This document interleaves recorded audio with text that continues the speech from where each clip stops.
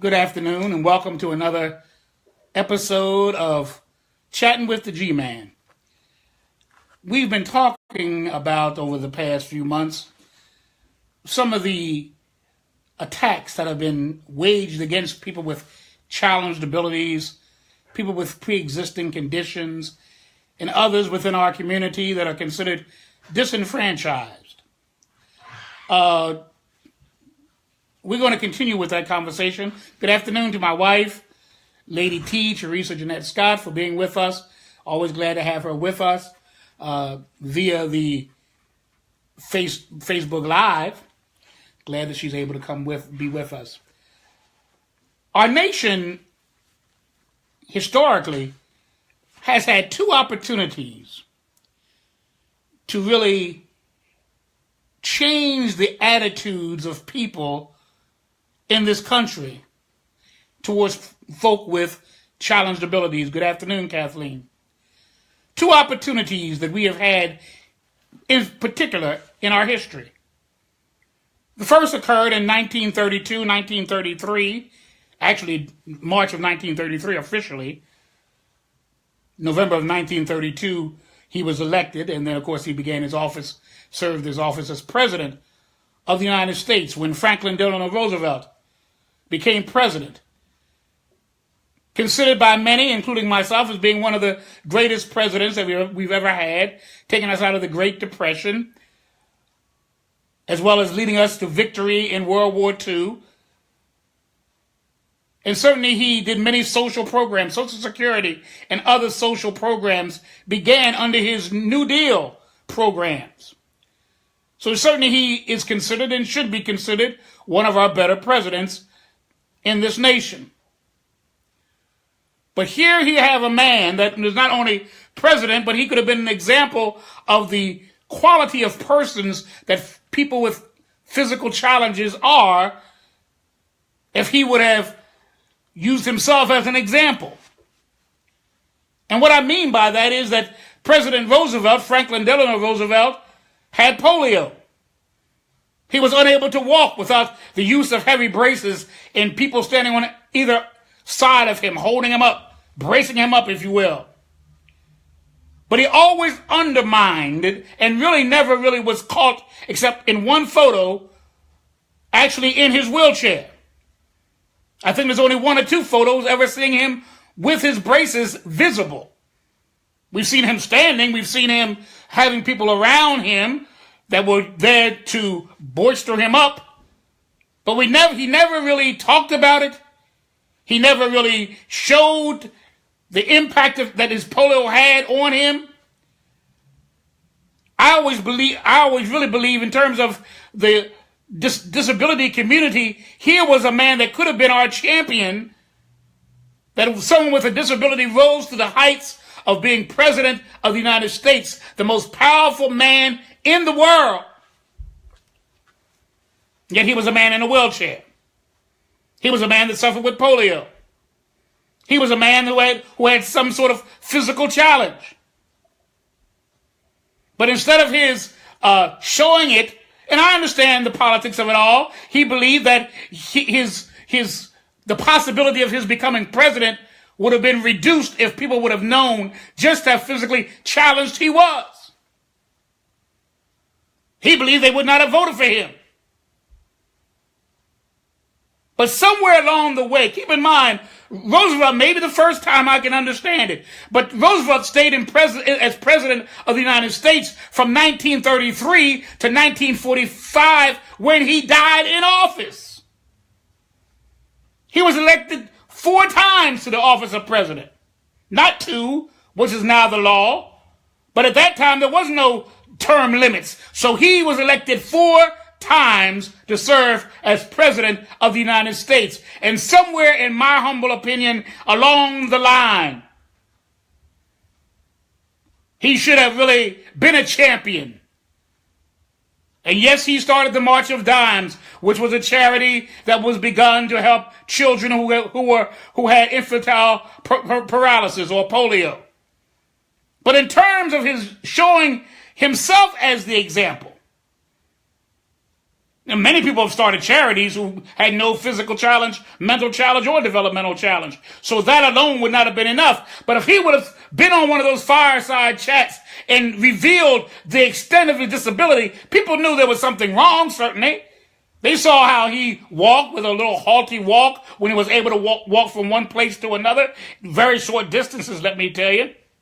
But when he would get up and walk to the podium, they could see that there was a unusual gait that he used to walk. They could understand that, but they never fully understood that he was actually paralyzed, unable to walk at all, and barely able to stand.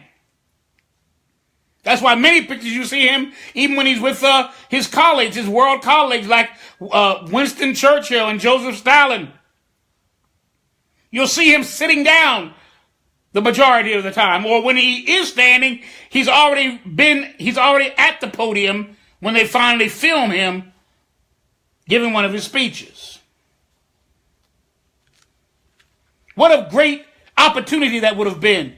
And what kind of milestone would that have established in this country if we who have physical challenges, we who have challenges of various sorts, as well as the American people as a whole, would have seen that the leader of the free world, the man that got us out of the Great Depression, the man that gave us victory over Germany during World War II, that man also was a man who happened to had to use a wheelchair in order to get around, was unable to stand by himself. But he had a great mind, a great ability, a great legacy. When they finally established the Franklin Roosevelt Museum, all presidents have a museum. After they leave office, they build a museum and other things. He argued he did not want, of course, he was already passed, but he and those who represented him did not feel that he would have wanted a wheelchair or any assistive devices to be in this museum. Calmer minds and bigger hearts overrode that decision. And when you enter into that museum, there you will see him in a wheelchair, an image of him in a wheelchair. But that was almost 1933? That was really 80 years ago, 80 plus years ago. By now, what would that have done to allow people to see the quality of persons that people with challenged abilities have? What would that have done to this nation? So that was the first thing. Another time in more recent history, when George McGovern ran for president, he chose as his running mate Thomas Eagleton. Now, Thomas Eagleton had some mental challenges in his life. He had had some mental challenges in his life. And what happened with that situation is that he chose him to be his running mate, and he was doing very well. At first, no one really brought up the fact that there was anything challenging in his life or in his background. But by and by, sooner or later, a journalist named Jack Anderson discovered and revealed that this Senator Eagleton had a history of mental disability. Once this was done, you know how the people that want to snipe against your running mate in the candidate, they began to use this against him and McGovern. They said we would have a crazy vice president if anything would happen to McGovern if he became president. We would have a crazy vice president. And it became so bad. Good afternoon to my brother-in-law, Kevin. It became so bad that McGovern was really forced to ask that Eagleton step down. 2 opportunities. One dealt with a man who actually served as president, elected 4 times to the office, served from 1933 to 1945 when he died. And the other was a candidate who ran with a presidential candidate as his vice presidential running mate. One was a mental disability, the other was a physical disability, or as I call them, challenge. And in both cases, their situation, their conditions, if you will. One man hid his condition so that he could continue to be effective as president. Another man was never given the opportunity to become vice president because of the public outcry and the prejudices within society that said once you've been institutionalized for some mental disorder, we could never trust you to be our potential president if something would happen to the elected person as president.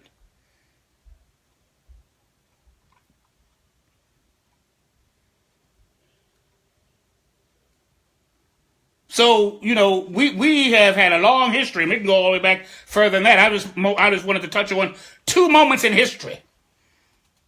1933 to 1945, and then again in 1972, when George McGovern ran as president of the United States and had as his running mate Senator Thomas Ingleton.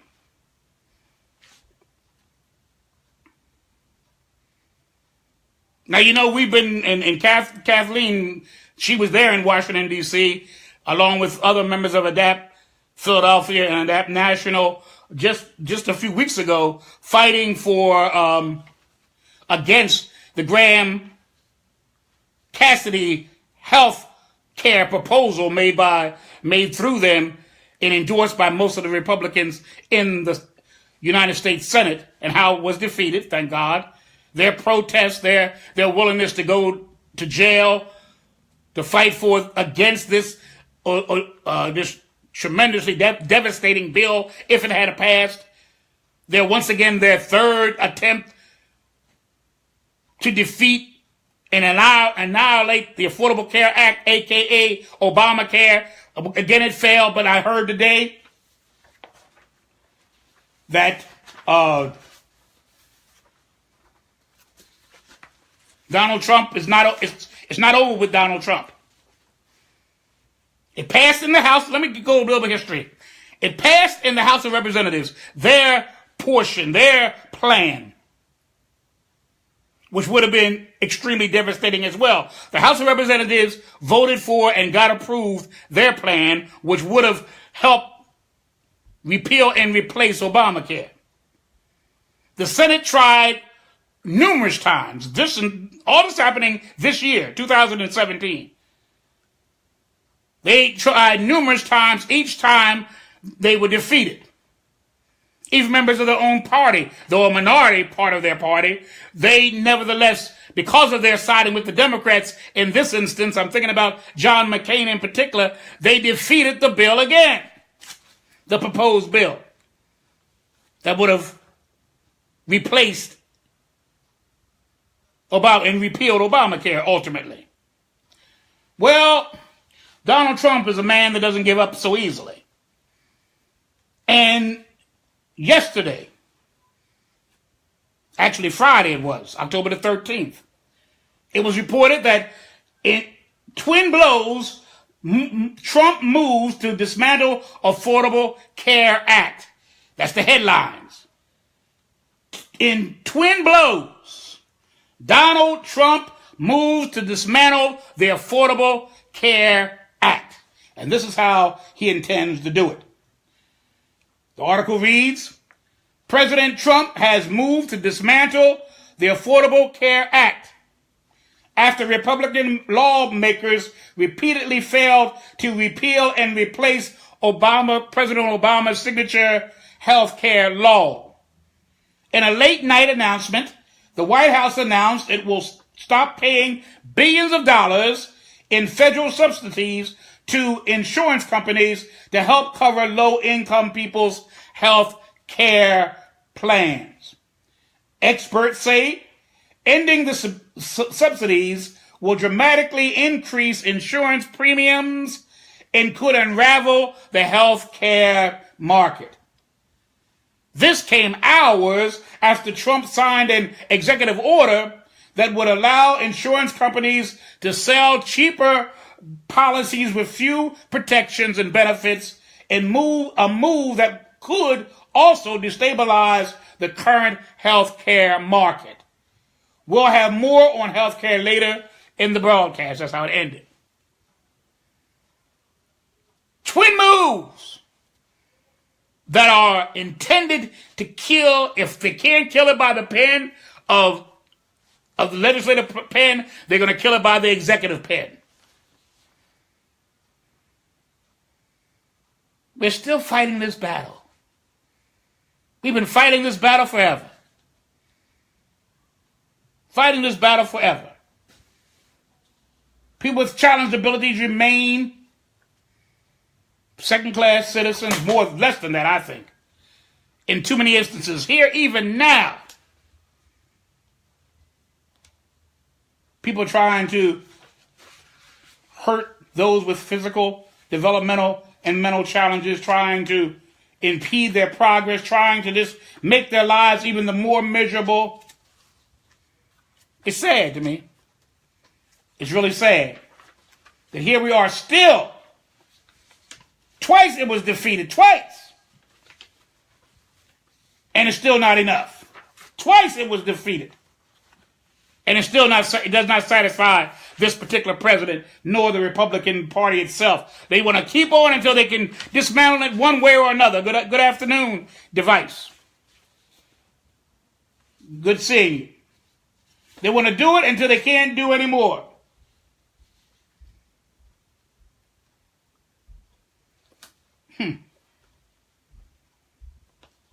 We have had this issue forever. And some time or another, in some way or another, it looks like the only way that we really do embrace, the only people with physical, developmental, and mental challenges that we do embrace are children who we view as some sort of poster, pathetic, pitiful creatures, if you will, and we'll kind of embrace them, show a sense of compassion towards them and all of that. Or those that that the world considers super Crips. Super Crips. Franklin Roosevelt. Helen Keller.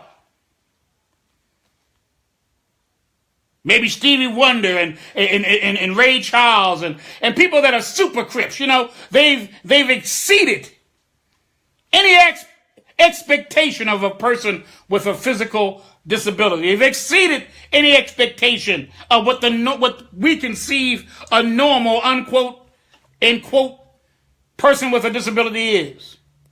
Because remember, I always tell you, the word for disability means, using the Merriam-Webster dictionary, it means one who is limited, disadvantaged, or disqualified from doing anything. So if anyone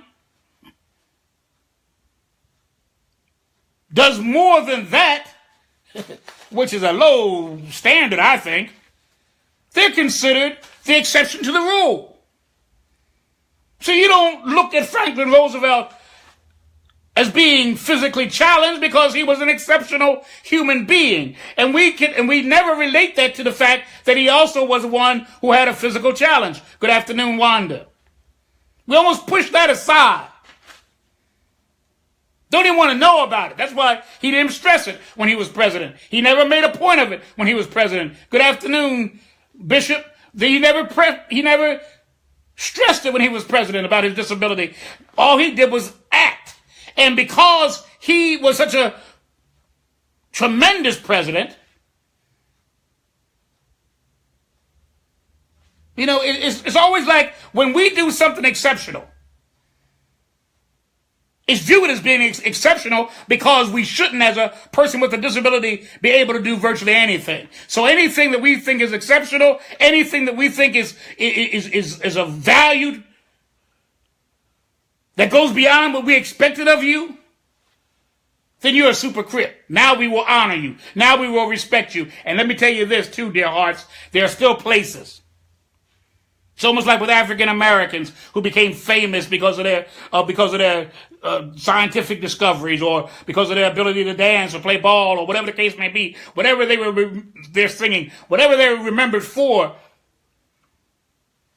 There are still instances where racism plays a part. They still will somewhere along the way experience some racism, some hatred, some discrimination, some bigotry aimed at them. No matter what their status is. During President Obama's term in office, we just got over that. There were many racial remarks and pictures and epitaphs both about him and his wife and the children. He's president of the United States. She's the first lady of the United States. But still that racism. Same with ableism. That's why Franklin Roosevelt never proclaimed, even after his second, third, and fourth term of office as president, that's why he never emphasized or even mentioned in any significant way his having polio, because he knew the mindset of the average American, that once you mention that, then your credential, your value goes down.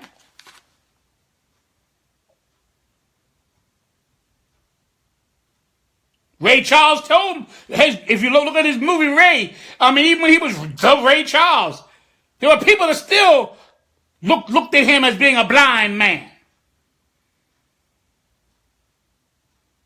He still couldn't go certain places because there was no accommodations for his condition. Helen Keller, another one. Chrissy Brown, who was a famous writer who wrote the book My Left Foot. Though they became famous in their field of art and their field of expertise, there were still situations where they had to acknowledge the fact that though I may be famous and though I may be very successful, there still is ableism that I must deal with on one level or another.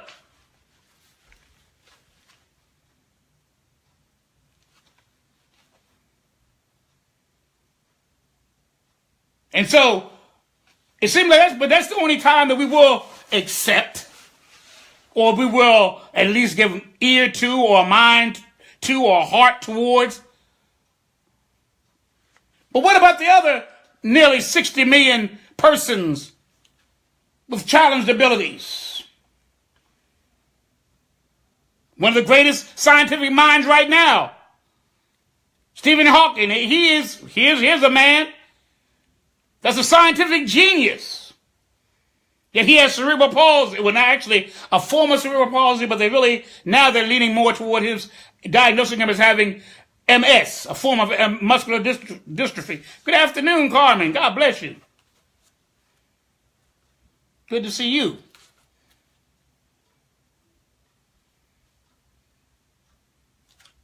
But, our country has always been somewhat prejudicial towards persons with physical challenges. The eugenics movement of the late 1800s and early, and actually up to the mid 1900s,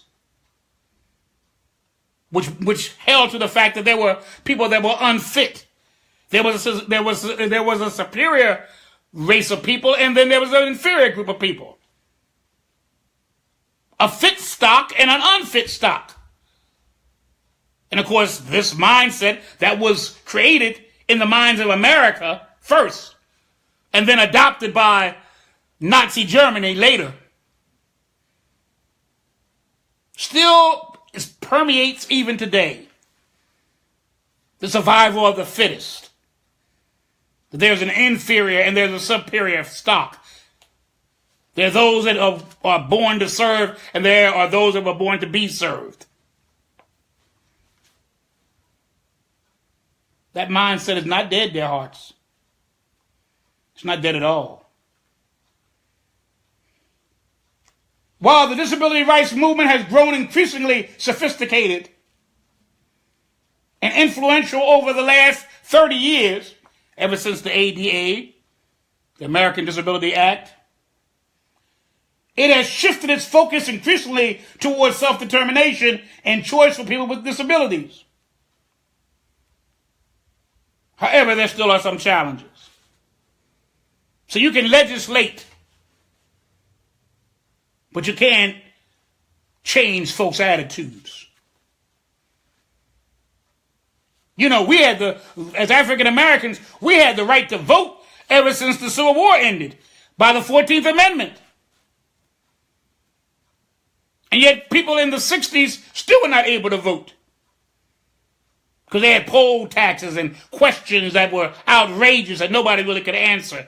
And yet they posed these on African Americans to block them from voting. Then they, of course, used a little more stringent persuasion like lynching and intimidation to stop them from voting. So we had it over 100 years before the Civil Rights, the Voting Rights Act was passed. Keep in mind, it was first passed in 1865. It took to the 1960s for anything to even change even one iota. So yes, it's been 30 years since the ADA was passed and approved. But there still are churches that don't have ramps or wheelchair lifts or anything like that. There still are churches that cannot accommodate children with autism or Down syndrome. There still are churches that don't have Braille literature. There still are churches that don't have TTY machines or deaf interpreters in their church. There still are places like that. There still are curbs that are not cut curbs that you got to navigate around and go to another street and go up the block a piece and all the rest of that. Good afternoon, Bishop. After 30 years, I went to down in Center City just last week or the week before last. And I had to negotiate, navigate around where there were no cut curbs, or else I would have fell into the street. The curb was so high. I had to go up the street and around and here and there and everywhere to get where I wanted to go. There are still problems in this world today. Attitudes when I try to get on a bus. Some bus drivers don't want to pick me up, and some don't. And those that do, then you got to contend with the riders that are on the bus. Some of the passengers don't want to get up in the seats that are plainly marked for those who are senior citizens and those who are disabled. I fall in both categories. I'm over 65 and I'm disabled. And they refuse to get up. They don't want to get up. You almost got to threaten them to get up. And the bus driver said, we can't make them. And yet on the seats it says, you must yield. So just that alone would give me some sort of power to at least not move the bus until somebody gets up. But they don't want to, many of them don't want to themselves bother with. Now keep in mind, they're not lifting you up into the bus. There's a button they push and the thing automatically comes up. You wheel yourself to the seat. All they have to do is strap on the straps onto your wheelchair. That's all they have to do, and then they can get back in their seat. But some people don't want to do that. Discrimination is still, ableism is still alive and well today. And here we now have President Donald John Trump Sr., who wanted Obamacare to be defeated through the legislative branch. He got his way in the House of Representatives, but the Senate would not yield, and they did not get it passed any of the times that they attempted to, even a few weeks ago. And so now he's going to take make executive orders and make decisions that a president can make as the executive officer of the land to thwart and hinder and block and discourage insurance companies from participating in the Affordable Care Act and the Obamacare Act as well. They just, they want them to pull back on Medicaid and who they're going to serve, and the premiums are going to be higher and lower. They're going to be cheaper, but the service is going to be less benefits, less service. And you can bet your bottom dollar, by and by, the Republicans are going to try to ease that back in again onto the table in the Senate. So they already got it passed in the House. So all it takes is the Senate to have their own version of this bill that would defeat Obamacare, and they will have it passed. Because both houses of Congress would agree on a plan that would repeal and replace Obamacare.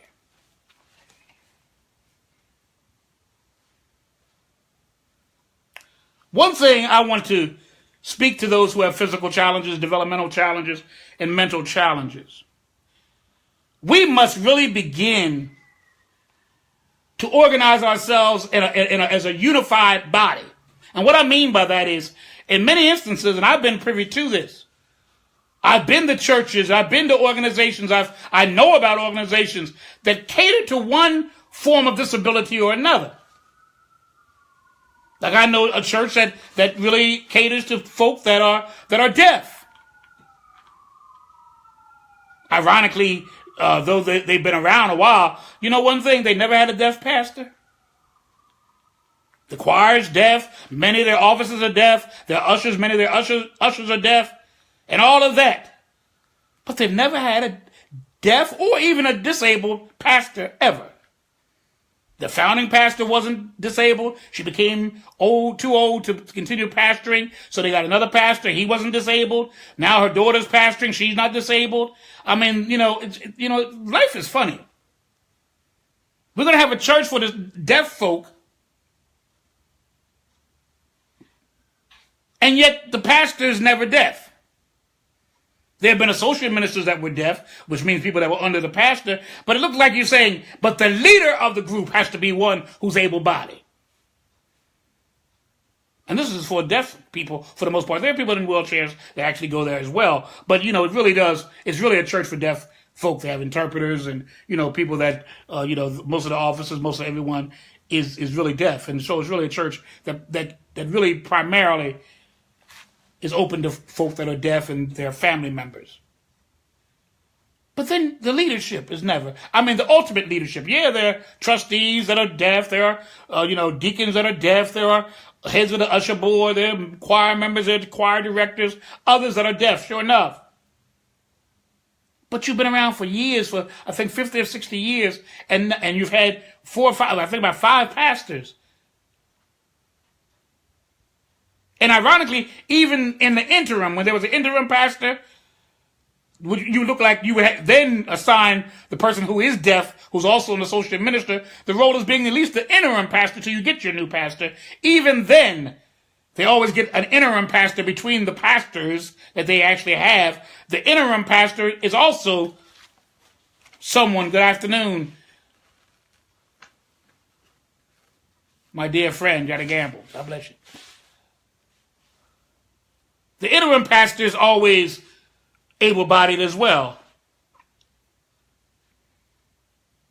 Then you have, so there's a division there. We have mobility people versus I've been in groups and others that really that kind of deal with those who are physically challenged, but don't really fight for issues that for those who are developmentally challenged or those who are mentally challenged.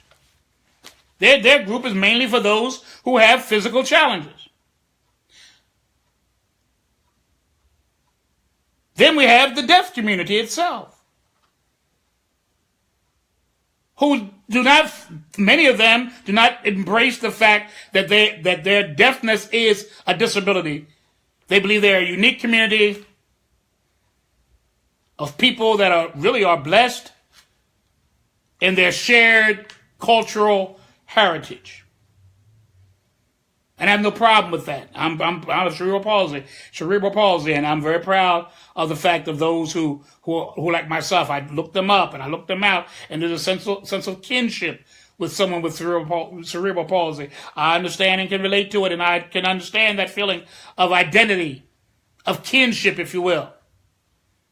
But we're dealing with in an era right now that any schism, any division, any you over here and I'm over there kind of thing will be counterproductive. We're about ready to be bombarded with all kinds of attacks, and we are being bombarded with a lot of attacks. There's no greater group in America who have experienced police brutality than those who have disabilities. No greater group. has had to feel the onslaught of police brutality and discrimination than those who are physically challenged. Just a couple of weeks ago, Kathleen was there in Washington, D.C. Just a couple of weeks ago, they drug out 126 of them were Philadelphia ADAPT members, 181 total people who have disabilities, and those who are supportive of the cause were drug out of the Senate House and arrested. Drug out. I'm not talking about, would you please move? No, drug out. Someone were carried out of their wheelchairs. Some of them who were blind were drugged along with their walking stick out of the hearing room, the budget hearing room, where it was decided whether they were going to move this thing along of the Graham Cassidy health care plan. Fiasco it ended up being. Thank God. Then there was when I was coming along, there used to be, and it's still somewhat prevalent, though it's not as vocal. It used to be those who were birthed with a disability and versus those who acquired a disability. Much debate over the years. Which one is harder? To be born disabled or being born and living a good portion of your life as an able-bodied person who somehow or another became disabled through an accident, through an incident in war, whatever the case may be, some disease, whatever. You were normal to a certain point, quote unquote, able-bodied to a certain point, quote unquote, and then somewhere along the way you became disabled versus someone like myself. I was diagnosed at 14 months old. Most likely, I actually was born with cerebral palsy, but they noticed it when I began to walk. There were those that are actually born with it because there was a lack of oxygen to the brain, or there was some complication while being born, so they immediately diagnosed those individuals as having cerebral palsy. There are many, and there was an old, wrestling of the mind about who has suffered the most. Who is it harder for? Someone who's never seen an able-bodied day in their life? Or someone who's enjoyed being able-bodied and all of a sudden that privilege, if you will, was taken away? These arguments that we have, and these arguments have separated us. So when I fight my battle, I'm fighting for the physically challenged. I'm not really worried about those who are disabled developmentally and mentally. But you better be careful, because some that we consider physical disabilities actually are listed as and scientifically proven to be other types of disabilities. For example, I'm going to deal with one of them. My disability is cerebral palsy. My challenge, if you will, my physical challenge is cerebral palsy. Now, you would say that's a physical disability. That's a physical challenge. But scientifically, and even legally, cerebral palsy is a developmental disability. So when you don't fight for developmental people, you're not fighting for me. Not really. You are and you're not. You're still doing something for disabled, so it will trickle down to me, because I am disabled too. Though it's a developmental one, it'll trickle down to me. Good afternoon, Bill. But your fight's not for me. It'll trickle down to me. Like, let me tell you, like a lot of laws, the civil rights law really was for African Americans only. But as other people came from other places around the world, naturally, civil rights embraced them as well. But the intention was for African Americans. Same with many of the bills, the ADA. The intention is for certain groups of people. Of course, it will embrace a lot of people, but it's the intention. So those who aren't fighting for developmentally disabled are actually fighting against me. Because this is why I say that. Because developmental disability means something happened to the brain that impacts your muscles, your movements, your speech, your hearing, your your mental capacity, at least your intellectual mental capacity. It can affect all of that. It can affect some of that, and it can affect all of that. But it's some sort of damage to your brain. I have a damage to my brain. My left side of my brain was damaged, and it created a problem on my right side. But these are the examples of developmental disabilities. First is autism. Oh, wow. Okay. That's considered a developmental disability. Next is behavioral disorders. The next is brain injuries. That makes sense, doesn't it? The next is cerebral palsy. And then the next is Down syndrome.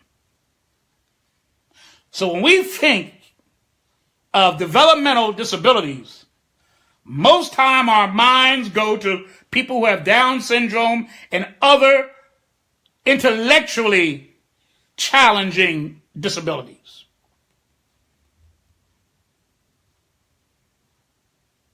But I just told you, autism, behavioral disorders, brain injuries, and cerebral palsy, spina bifida, is another developmental disability.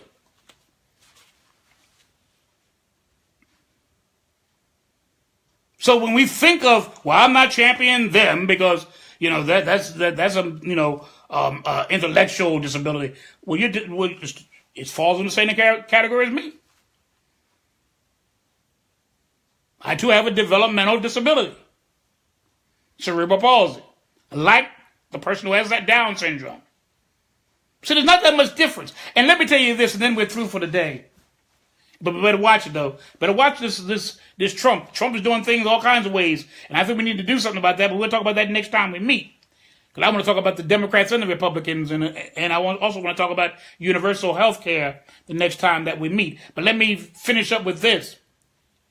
That people who have disabilities of any sort need to get together, because let me tell you something. The world looks at us all in the same way. They make no distinction. They don't look at a deaf person and see a person who's deaf and not disabled. They see a person whose disability is deafness. They don't look at a person who's blind and say that's a blind person versus being disabled. They look at him as being a person with a disability. His disability is blindness.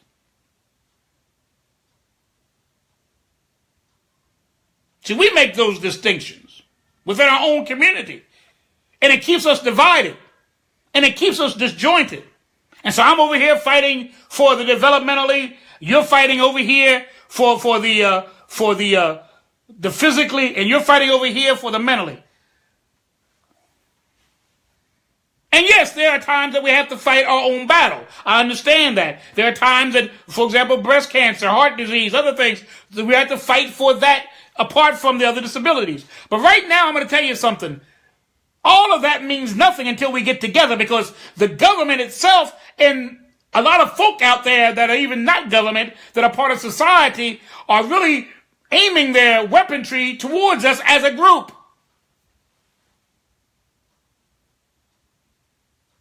See, as a black man, I know we had to get over this color scheme thing, light skin versus dark skin.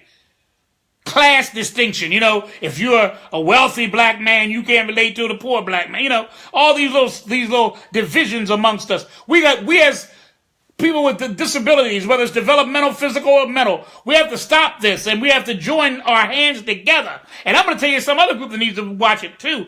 People that are employed as caregivers. They're after you too. If they send us back into institutions, or we die in the streets because we can't afford that little meager SSI and SSDI monies that we get. We can't afford to hire a full-time or even a part-time aide. You're gonna be in the unemployment line. Well, you better keep on going on and become a registered nurse and go into one of those institutions somewhere. This impacts a lot of folk. Getting rid of Obamacare, getting rid of the Affordable Care Act will impact senior citizens too. Those that have pre-existing conditions, mothers who can't afford prenatal and postnatal care. All of us will be impacted by this. So we all should be joining together as one.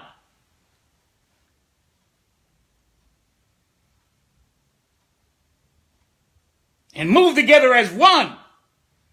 Now they went to Capitol Hill. Maybe we need to go to the White House. Stand before the gates of the White House. Do some chanting a little bit.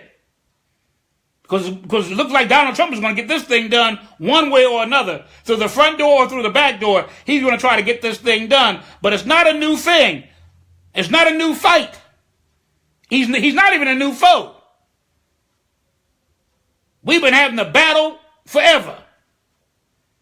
One way or another. I don't care if it's you being laughed at and mocked on your schoolyard, like I was at various times, pushed down, knocked into a tree, and my mother asked the boy, why'd you knock him to the tree? I had to go to the hospital. He said, but he shouldn't have been there. Because I couldn't move fast enough to get out of his way as he's running. Now that man's a grown man. He's my age. What is his mindset now? And other people that came along during my time, the 50s and the 60s. What are their mindsets now? Now they're senior citizens, many of them. And some of them are just about ready to become senior citizens. What are their mindsets now? If you feel that way then, did anything in life change you, or do you still feel that way? And then you have children. Now you have grandchildren. What do you instill in them? About people that are, quote, different, unquote.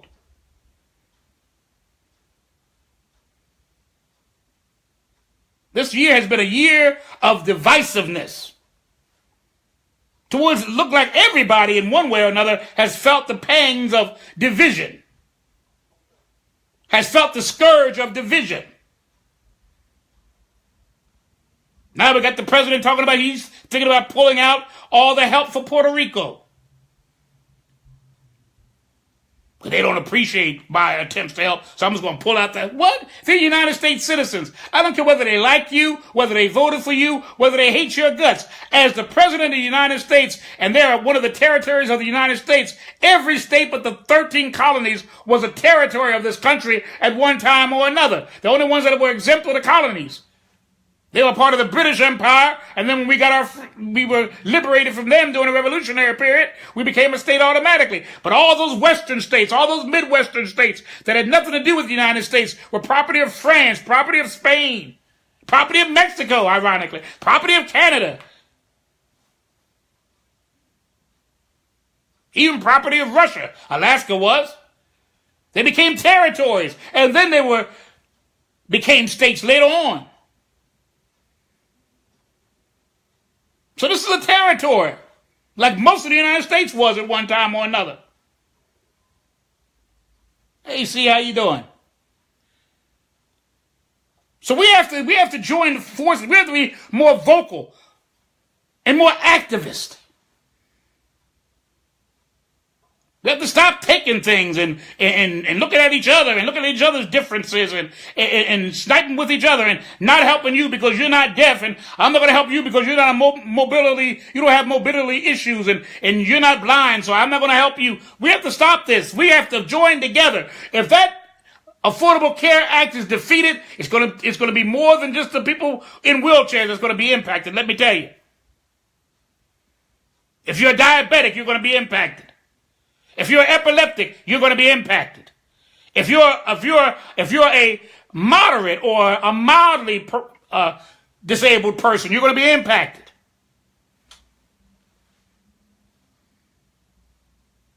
Don't think it's just because you're in a wheelchair or if you're severely, you can't talk or you're this and that. Everybody who needs any kind of health care at all.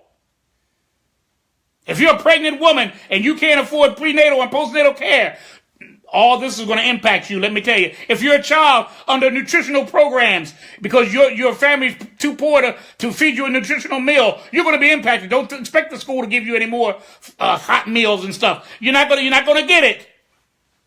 Meals on Wheels for senior citizens. Cut out. Other entitlement benefits and programs will be either cut back or cut out entirely. And that's going to affect everybody. And if you live long enough, even the young folk, live long enough, and you'll be a senior citizen, live long enough. They said most people in this country will have a disability of one sort or another before their life ends. So it may not be impacting you right now, but if you live long enough, it's going to impact you. So let's get together. Let's unify ourselves. Even if you don't have a limp, even if you have 20/20 vision, if you can hear even a sparrow drop from a tree, if all of that is your ability and your blessing, just keep in mind that there's somebody in your family that's going through. And if you live long enough, you're going to go through too. And you never know from 1 minute or to the next when you're going to go through. There are a whole lot of folk out there that once again have had disabilities thrust upon them. They weren't born that way. They acquired it. And some acquired it as teenagers. Some acquired it as children. Some acquired it as middle age. Some acquired it as your old folk. Whatever the case may be, you've acquired it. All of a sudden, you're walking down the street and there's a drive-by and they shoot you and they hit your spine and now you're in a wheelchair. Hit your head and now you're brain damaged. Somebody throws some grease or something in your eye, now you're blind. You get spinal meningitis, and now you're deaf. All of a sudden, diabetes. Now they start amputating your feet, and then your ankle, and then your knee, and then your hip. I've seen all this. I'm not just talking what I don't know. I've seen all this. People that have acquired disabilities, and that can be anybody. So everything might be all right on this Monday, but it don't have to stay that way.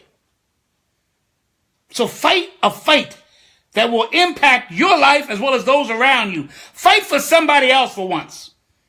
And if you fight for somebody else, you'll be surprised. By and by, it'll trickle down and it'll impact you as well. To the positive. Let it happen. Let anything happen. It don't bother me. It's none of my business. Let that be your attitude. And by, it's going to impact your life, whether directly or indirectly. Whether you or someone that you love, well, then you'll wish I had fought for that. I wish I had stood up. I wish I had marched. I wish I had protested. I wish I had gone down to Washington, D.C. I wish I had stood up there in the Senate office. I wish I had talked to my congressman. I wish I had called my senator. I wish I had spoken to my governor. You would have wished, but wishes don't mean nothing when you have the opportunity to act. Well, dear hearts, until Friday, when we meet again, we're going to talk about some actions we can take. Some other things that are being done. Looks like every single week I come on here, there's something that's challenging this country and its people. For the last 2 weeks, we've had natural disasters, hurricanes, earthquakes, over and over again, people dying. We've had a madman go to Las Vegas and kill many, many people. 50 plus people and 500 and some that were injured. Over and over again, we're having something. Now before that, we had the bills and all this trying to negate and erase and eradicate Obamacare, the Affordable Care Act. Now here we got the president this week. He's using executive orders to do the same thing. I mean, there's always something in this country. And we speak up and we speak out for a minute, and then as time goes on, everything becomes status quo again until something else arises that gets us upset and gets us a little bit stirred up for a minute, and then it's right back to status quo. I'm going to tell you something. The government just waits us out. They wait us out. They know it's going to be like a passing wind. Blow strong for a minute. No matter how strong those hurricanes were, some of them were 5 and 4 and 3 and 2 and all the rest. But they know in time it's going to pass over. The storm's going to pass over. And they wait for the storm to pass over. Then they go ahead and look what he did. Now all that rigmarole in Washington, D.C., now he waits about a week or two. Now he's using executive orders to do the same thing. Do the same thing that the Congress, or at least the Senate, failed to do. He's doing it by executive order now. We're going to talk about it next week or on Friday. Friday at 3 o'clock. Join us again for Chatting with the G-Man. I'll be here. What about you? Looking forward to seeing you. Have a good day.